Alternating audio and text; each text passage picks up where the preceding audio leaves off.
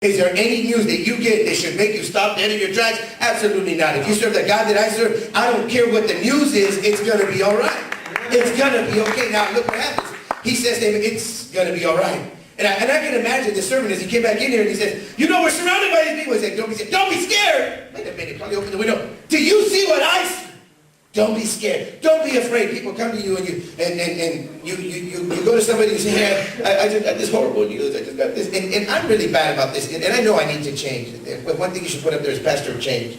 And I know I have issues and I need to change it. And people come to me and they have the most scandalous news, the most horrible news. And I've come to realize that I don't care what emergency you find yourself in, it's probably been building up over the last 2 or 3 years. The last 2 or 3 months or the last 2 or 3 weeks. You didn't get into that emergency right away. So when you come to me and you act like it's the end of the world, I'm like, it's going to be okay. It's going to be all right. I get phone calls like, you need to know that my husband is with another woman. And they're like, hey, this didn't start yesterday. And they look at me like, are you crazy? And I can imagine how he looked at the man and probably said, are you nuts? Didn't I just tell you we're surrounded? You know what? Some people do not show me their faith until they find themselves in a situation, in a struggle. Then I get to see their faith because how they react to the situation they find themselves in. Don't be afraid.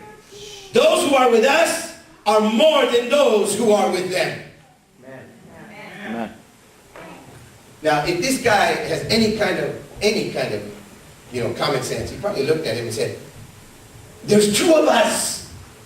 There's thousands of them. And they're kind of upset because the king probably sent them some pretty difficult orders. I want this guy and I want you to bring him back and don't kill him. Bring him back alive. Why? Because I'm going to take care of him. He's telling people, my wife called me Pookie. He comes back inside and probably looks at him and he says, what do you mean? Those that are with us are more. There's only 1, 2, me and you.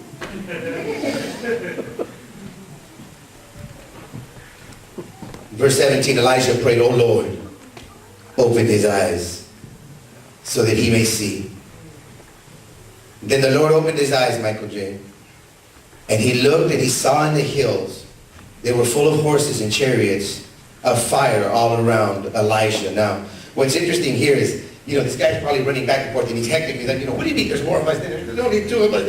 And can you imagine when Elijah said, you know what? And he said, Lord, open his eyes. At that moment, he's probably, if he's like some of the people that come to me with scandals, he's probably running, what do I do? What do I do? And then he probably comes outside and can you imagine when he sees the army of God surrounding the city, surrounding the army that's surrounding him.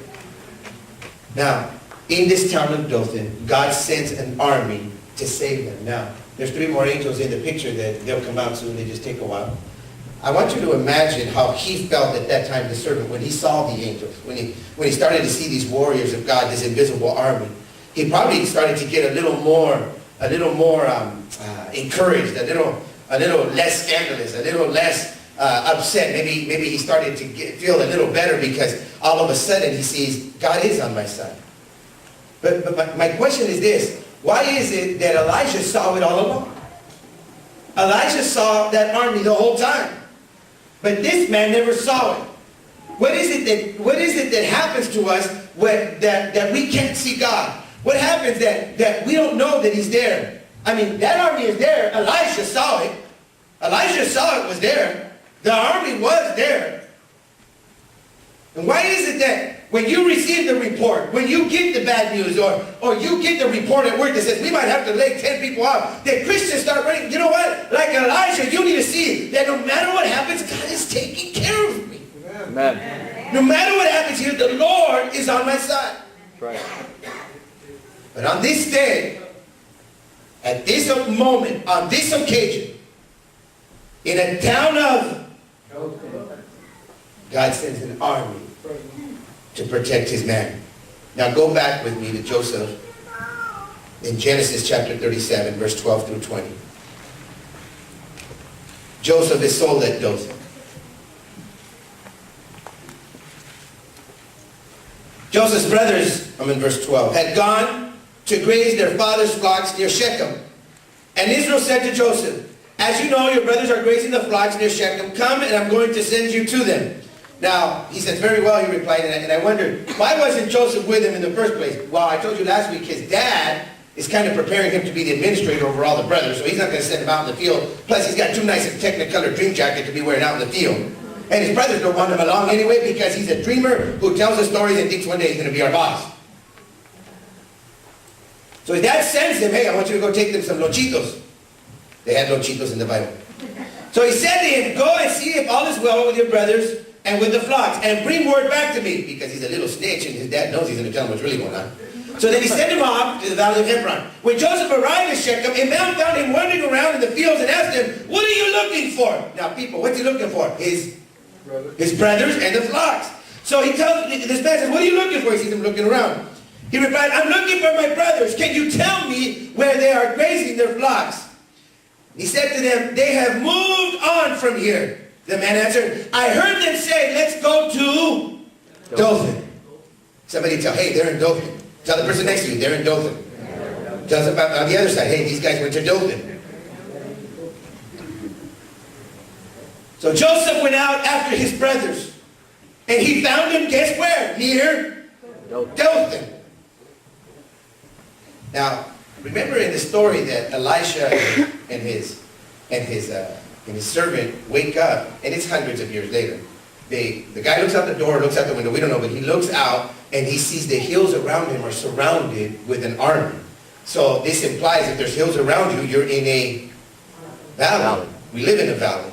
So if there's a valley, there's probably some greenery, there's probably something that sheep would eat. So it makes sense for these guys to be in the same place, this area called Dothan. And it might not be a city, it might just be the area of Dothan. Like we live in the area of San Joaquin, or Fresno, whatever you call this area. They're in that area where there's obviously greenery, and it's a good place to be, taking the sheep to eat. So he goes to Dothan. Joseph went after his brothers and found him in Dothan. Verse 18 says, but they saw him in the distance, and before he reached them, they plotted to greet him with a big kiss and say, it's good to see you, little buddy. No. They plotted to kill him. One of them says, here comes the dreamer. They were saying to each other. Could you imagine? This is their brother. They're sitting around saying, why don't we kill him? Here comes the dreamer. Come now, let's kill him and throw him into one of these wells and say that a ferocious animal devoured him. Then we will see what comes of his dreams. Now, I want you to imagine this young man being stripped of his Technicolor dream jacket over there and being thrown. This is really nicely lowered into, and it looks like he almost goes willingly, but in reality, he's younger than them. Some of them are older. He probably fought with everything he had, but he's thrown into this cistern. And how did he feel? We think a couple of days passed, maybe a day, but we know for sure, some time passed. And he's in that well. In almost every account you see in the movies or cartoons about this, you can hear as they're cooking and as they're watching the sheep and as they're trying to get some rest, you can hear them off in the background crying, saying, let me out. And if somebody cries in a well or in a cistern or in a cave, it echoes out, so they heard him. And who knows how long he was there. If it was 1 day or 2 days. It was long enough for one of his brothers to concoct a scheme, and come up with something of how to save him. Judah, his brother, wanted nothing to do with this. And if you read the story, you find out that Judah tried to save him but couldn't. But they throw him in this well. And for a day or for 2 days, he sits in this place and he cries out. I mean, at what point did he stop saying, come on, dudes, this ain't funny, man? At what point did he stop saying, hey, I'm going to tell Dad, you're going to get it? I mean, at what point, come on, guys. At what point did it turn into cries? At what point did it turn into, let me out of here? And at what point did he finally start crying out to God and say, God, get me out of this. Get me out of this problem I'm in.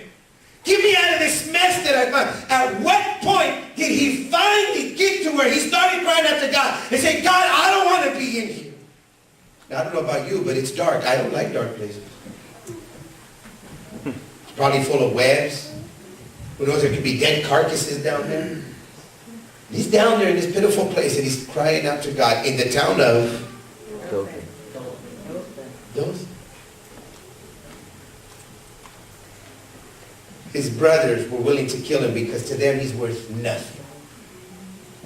Pastor Gary Duran was sharing this with me that because Eli, when I preached that, we always talk about what we're going to preach. When I preached that, I talked about this to my church. I told them that, the brothers, Joseph is worth nothing and they throw him in this well. But along comes a caravan and they pick him up out of this well, and now he's worth 25 dinars, and they sell him. He goes, we're kind of the same way as people.